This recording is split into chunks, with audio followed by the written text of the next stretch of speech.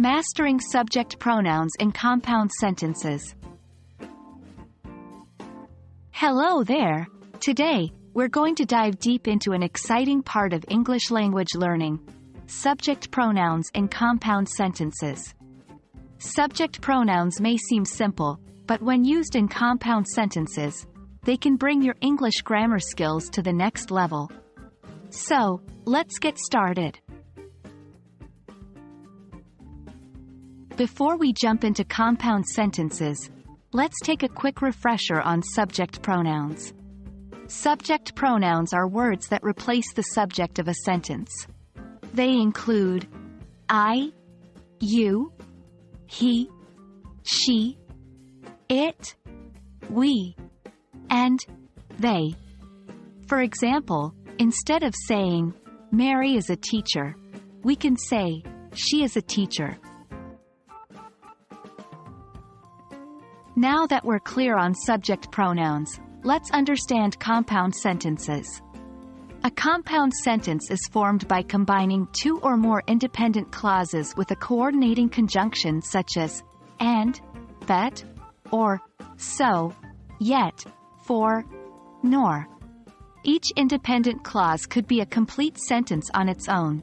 For example, I like ice cream and I hate spinach are two independent clauses. They can be joined to form a compound sentence. I like ice cream, and I hate spinach. The real magic happens when we start using subject pronouns in compound sentences. It's not only grammatically correct, but also a way to make your sentences sound more fluent and natural. Look at this example. Original. Mary likes to read, and Mary goes to the library every weekend. With subject pronouns, Mary likes to read, and she goes to the library every weekend. See how the sentence becomes smoother and less repetitive with the use of a subject pronoun. While using subject pronouns in compound sentences, be sure to avoid common mistakes. One major error is omitting the subject pronoun in the second clause. For example, saying, John runs fast and plays soccer is incorrect. The right sentence would be, John runs fast and he plays soccer. Always remember, each clause in a compound sentence must be complete with a subject and a predicate. And there you have it.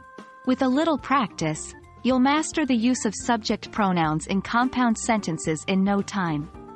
Remember, learning English, like any other language, is a journey, not a destination.